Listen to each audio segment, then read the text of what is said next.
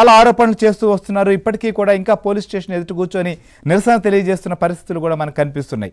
అసలు ఏంటి ప్రవీణ్, ఈ కేసు సంబంధించిన విషయంలో ఇన్వెస్టిగేషన్ చేస్తున్నటువంటి పోలీసులు ఈ విషయంలో చాలా రకాలైనటువంటి అనుమానాలు, చాలా విషయాలపైన లోతుగా విచారించాల్సి రావడం, చివరికి కుటుంబ సభ్యులను కూడా అనుమానించాల్సి రావడం, ఇలాంటి సంఘటనలన్నీ జరిగిన తర్వాత 10వ తరగతి విద్యార్థి హత్య చేశారు అనేటువంటి విషయాన్ని తేల్చారు.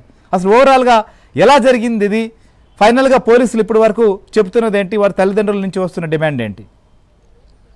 రైట్, కుక్కట్పల్లిలో జరిగినటువంటి బాలిక హత్య కేసుకు సంబంధించి కొద్ది నిమిషాల క్రితమే సైబరాబాద్ సిపి అవినాష్ మహంతితో పాటు డీసీపీ సురేష్ కూడా చాలా విషయాలు వెల్లడించినటువంటి పరిస్థితి కనపడుతుంది. ఇందులో సంచలన విషయాలు కూడా బయటపడినటువంటి పరిస్థితి కనపడుతుంది. ప్రధానంగా ఒక బాలికను హత్యకు ప్రధానమైనటువంటి కారణం ఏంటనేది పోలీసుల ఇన్వెస్టిగేషన్ చేస్తుంటే చాలా అంశాలు వాళ్ళ ఇన్వెస్టిగేషన్లో వచ్చినప్పటికీ కూడా ఎక్కడా కూడా చిన్న ఆధారం కూడా లేదు. అంటే ఇప్పటి వరకు గడిచినటువంటి 7-8 సంవత్సరాలుగా మనం హైదరాబాద్లో కావచ్చు, తెలంగాణ రాష్ట్రంలో క్రైమ్ ఏది జరిగినప్పటికీ కూడా టెక్నికల్ ఎవిడెన్స్ ద్వారా ఆ క్రైమ్ను ఖచ్చితంగా డిటెక్ట్ చేసేవాళ్ళు, ఆ కేసును ఛేదించేవాళ్ళు, సీసీ కెమెరా ఫుటేజ్ కావచ్చు, ఇతరత్ర సాంకేతిక ఆధారాలతోటే కేసును డిటెక్ట్ చేసేవాళ్ళు. కానీ ఈ కుక్కట్పల్లి కేసులో ఎలాంటి ఆధారం లేదు, ఎలాంటి టెక్నికల్ ఎవిడెన్స్ లేదు, దాంతోపాటు ఫుటేజ్ కూడా ఎక్కడ లభించకపోవడంతో పోలీసులు కొద్ది సవాల్గా మారింది. కాబట్టి 7 రోజుల పాటు విచారణకు పట్టింది. ఈ 7 రోజుల విచారణలో చాలా కోణాల్లో దర్యాప్తు జరిపారు. 300 మందిని పైగా విచారణ జరిపితే చివరికి 10వ తరగతి చదువుతున్నటువంటి ఒక మైనర్ బాలుడు ఆ చిన్నారిని హత్య చేశాడనేది పోలీసులు అయితే నిర్ధారణకు రావడం జరిగింది. ఆ కేసుకు సంబంధించినటువంటి ఆధారాలు సేకరించారు. ఒక క్రికెట్ బ్యాట్ కోసమే బాలికను హత్య చేశాడనేది ప్రస్తుతం పోలీసులు సంచలనమైనటువంటి అంశాన్ని కూడా బయటపెట్టడం జరిగింది. ఈ సహస్రశ్రీని యొక్క ఇంటికి ఈ బాలుడు వెళ్ళడం జరిగింది. గతంలో పరిచయం ఉన్నటువంటి బాలుడు, ఇంటి పక్కన ఉన్నటువంటి బాలుడు. అయితే తన ఇంట్లో ఒక క్రికెట్ ఆడేటువంటి బ్యాట్ ఉంది. ఈ చనిపోయినటువంటి బాలిక తమ్ముడు, చంపినటువంటి బాలుడు, వీరిద్దరూ కలిసి గతంలో చాలా సందర్భాల్లో అదే బ్యాట్తో క్రికెట్ ఆడేవాళ్ళు. కానీ చనిపోయినటువంటి బాలిక తమ్ముడు ఆ బ్యాటు అడిగినప్పుడు ఇవ్వకపోవడంతో ఎలాగైనా తన ఇంట్లో ఉన్నటువంటి బ్యాటును దొంగలించాలనేటువంటి ప్రయత్నంలో భాగంగా ఇంట్లోకి వెళ్ళడం జరిగింది. ఇంట్లోకి వెళ్ళినటువంటి సమయంలో ఆ సహస్రాన్ని తను టీవీ చూస్తూ కూర్చుంది. వెనక నుండి లోపలికి వెళ్ళి ఆ బ్యాటును దొంగలించుకొని వద్దామనేటువంటి ప్లాన్ చేసి అమ్మాయి టీవీ చూస్తున్నటువంటి క్రమంలో వెనక నుండి లోపలికి వెళ్ళి ఆ బ్యాటుని తీసుకొని తిరిగి వస్తున్న క్రమంలో ఈ బాలుడిని చూసి ప్రశ్నించింది. తన అంగి పట్టుకొని లాగింది. దీంతో తాను దొరికిపోయాను, ఈ దొంగతనం అంతా బయటపడుతుందని భయపడి అమ్మాయిని ఒక దెబ్బ కొట్టాడు. బెడ్రూమ్లోకి తీసుకెళ్లి గొంతు నిలిమాడు. తర్వాత తనతో పాటు తెచ్చుకున్నటువంటి కత్తితో విచక్షణ రహితంగా దాదాపు 15 నుంచి 18 సార్లు అమ్మాయి పైన విచక్షణ రహితంగా దాడి చేసి చంపినటువంటి సంఘటన. పోలీసుల విచారణలో ఈ అంశాలన్నీ స్వయంగా ఆ మైనర్ బాలుడే వాంగ్మూలం ఇచ్చినటువంటి పరిస్థితి. కానీ సమాజం మాత్రం ఒక బ్యాట్ కోసం ఒక మైనర్ గర్ల్ని చంపుతాడా, అసలు ఇందులో వేరే కోణాలు ఉన్నాయి, ఆ బాలుడే చంపాడా లేదా అనేది అనేక అనుమానాలకు తావిచ్చింది. కానీ ఎట్టకేలకు కొన్ని కీలక ఆధారాలు సేకరించడం జరిగింది. తన ఇంట్లో ఉన్నటువంటి కత్తి కావచ్చు, హత్య చేసిన తర్వాత తన ఏవైతే ఆ బ్లడ్ అంతా అయిందో తన బట్టలకు, ఆ బట్టలన్నీ విడిచేసి ఆ వాషింగ్ మిషన్లో పెట్టాడు. ఆ వాషింగ్ మిషన్లో ఉన్నటువంటి ఆ బట్టలను కూడా క్లూస్ని సేకరించి కొన్ని క్లూస్ని సేకరించడం జరిగింది. వాంగ్మూలాన్ని నమోదు చేశారు. మరోవైపు ఇదంతా కూడా తప్పించుకునేందుకు ఈ మర్డర్ ఎపిసోడ్ నుంచి తప్పించుకునేందుకు పోలీసులకు మొదటి రోజే ఒక కట్టుకథ అల్లాడు. తనకు డాడీ డాడీ అంటూ కూడా 3 సార్లు వినిపించింది. ఏదో శబ్దం వచ్చింది, కానీ ఎవరనేది తనకు తెలియదు. ఏదో చిన్న గొడవ అయింది అనుకున్నా, కానీ ఒక బాలికను హత్య చేశారన్న విషయం నాకు తెలియదను పోలీసులకు తప్పుదో పట్టించే విధంగా చెప్పాడు.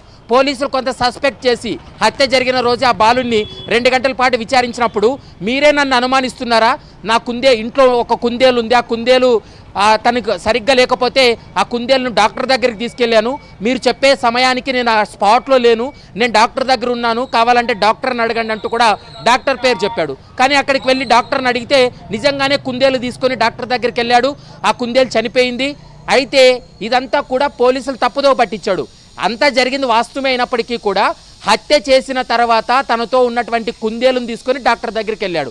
ఇదంతా కూడా పోలీసులు పూర్తి స్థాయిలో విచారణ జరిపి అతన్ని పోలీసులు తమదైన శైలిలో విచారణ జరిపినప్పుడు అన్ని వాస్తవాలు వెల్లడించడం జరిగింది. కేవలం దొంగతనం అనేది బయట పడుతుందనే ఉద్దేశంతో ఆ అమ్మాయిని హత్య చేశాడు, బ్యాట్ను దొంగలించాడు. మరోవైపు ఇంకొక కీలకమైనటువంటి అంశం ఏంటంటే ఈ హత్య కేసుకు నేను చెప్పేటువంటి అంశానికి సంబంధం లేకున్నప్పటికీ కూడా 2 నెలల కంటే ముందే, అంటే హత్యకు 2 నెలల కంటే ముందే ఒక పేపర్లో ఏ విధంగా దొంగతనం చేయాలి, ఏ విధంగా ఎస్కేప్ అవ్వాలి, ఒకవేళ దొంగతనం చేసినప్పుడు దొరికితే ఏ విధంగా మనం దాడి చేయాలి, ఎట్లా ఎస్కేప్ అవ్వాలి అనేటువంటి అంశాలన్నీ కూడా ఒక ఓటీటీ కావచ్చు, యూట్యూబ్ కావచ్చు, సోషల్ మీడియాలో కొన్ని క్రైమ్ సీన్స్ చూసి తనన్నీ కూడా నోట్ చేసుకోవడం జరిగింది. ఆ నోట్ చేసుకున్నటువంటి పేపరు మొదటగా పోలీసుల ముందు తప్పుదో పట్టించే విధంగా వ్యవహరించినప్పుడు పోలీసులు ఇంట్లో రైడ్ చేసి సోదాలు చేసినప్పుడు ఈ పేపర్లో రాసుకున్న పాయింట్స్ అన్నీ కూడా తన పుస్తకంలో దొరికాయి. అప్పుడు పోలీసులు ఒక 50% వరకు ఈ క్రైమ్ మెంటాలిటీ ఉన్నటువంటి వ్యక్తి ఇతను ఖచ్చితంగా ఈ బాలుడే చేసి ఉంటాడని సస్పెక్ట్ చేసి పోలీసులు విచారణ జరిపినప్పుడు ఈ ఎపిసోడ్ అంతా కూడా బయటపడినటువంటి పరిస్థితి కనపడుతుంది. కాబట్టి ఈ ఎపిసోడ్లో బ్యాట్ కోసమే హత్య చేశాడనేది ప్రస్తుతం అయితే పోలీసులు అయితే నిర్ధారించారు. ప్రస్తుతం అతన్ని జువెనల్ హోమ్కు కూడా తరలించినటువంటి పరిస్థితి అయితే కనపడుతుంది. శ్రీహరి రైట్ ప్రవీణ్, ఖచ్చితంగా మీరు అన్నట్లుగా పోలీసులు ఫస్ట్ అయితే మాత్రం ఇది చాలా కోణాల్లో విచారించాల్సినటువంటి పరిస్థితి వచ్చింది. ఎందుకంటే పక్కింటి కుర్రోడు, అసలు ఏమాత్రం కూడా కదలికలు లేవు, సీసీటీవీలో కూడా ఎక్కడ నమోదయ్యే కాకుండా చాలా జాగ్రత్తలు తీసుకున్నాడు, ఏమాత్రం అనుమానం రాలేదు. అప్పటి వరకు కూడా తమ కుటుంబ సభ్యుల్లాగా ఎవరైతే సహస్రాని ఉందో వారి సోదరుడికి కూడా దగ్గరికి ఇతను క్రికెట్ కోసమో లేకపోతే మరో విధంగానో వస్తూ పోతూ తన బర్త్డేలో కూడా పాల్గొనడం ఇలాంటివి కూడా జరుగున్నాయి. కానీ ఎవరు కూడా నమ్మలేదు. ఎందుకంటే ఒక 10th క్లాసు విద్యార్థి, ఒక కుర్రోడు, ఒక బాలుడు ఈ రకమైనటువంటి చర్యకు ఇంత కిరాతకంగా ఇన్ని కత్తిపోట్లు పొడిచి చంపుతాడని చెప్పి ఎవరు ఎక్స్పెక్ట్ చేయలేదు. సో ఈ స్థాయిలో దానికి ముందస్తుగానే ఒక స్కెచ్ గీసుకోవడం, దానికి ఒక ప్రణాళిక రెడీ చేసుకోవడం ఏంటి, అసలు ఈ స్థాయిలో ఇంతలాగా ఎందుకు తయారవుతున్నారు? సో ఈ కేసులో పోలీసులకు సంబంధించినటువంటి అంశంలోనే ఇన్వెస్టిగేషన్లో కూడా కొన్ని సవాళ్ళు ఎదురైంది. మనం డీసీపీ సురేష్ గారు మాట్లాడుతూ కూడా ఏమన్నారో ఒక్కసారి చూద్దాం, తర్వాత మనం రెడ్డప్ప గారి దగ్గరికి వెళ్దాం. డిసీజ్డ్ వాళ్ళ తమ్ముడు 6 years ఉంటాయి, ఈయన కలిసి క్రికెట్ ఆడేవాళ్ళు. ఆ బ్యాట్ ఈయనకి బాగా నచ్చింది, స్ట్రోక్ బాగా ఉంది, నాకు బాగా నచ్చింది, నాకు ఇవ్వు నేను కూడా ఆడతా అంటే ఇచ్చేవాడు కదా పిల్లవాడు. దాంతో నేను ఎట్లయినా దాన్ని తీసుకోవాలనే ఆలోచనతో 2-3 daysగా ప్లాన్ చేస్తున్నాను చెప్పాడు దానికోసం. అంటే ఇంట్లో ఎవరు లేరు, నార్మల్గా వీళ్ళు ఏంటంటే ఇల్లు దగ్గరికి వేసి వెళ్తారట.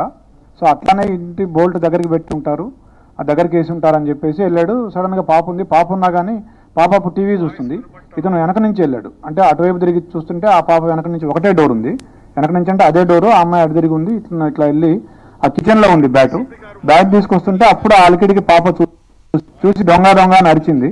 అరిస్తే అతను పరిగెత్తబోతే ఆ అమ్మాయి పరిగెత్తుకుంటూ వచ్చి చొక్కా పట్టుకుంది, అతన్ని పట్టుకుంటే ఆ కోపంలో తోసేస్తే మంచం మీద పడింది. మంచం మీద పడ్డాక కళ్ళు మూసుకొని విచక్షణ రహితంగా పొడి చేశాను చెప్పాడు.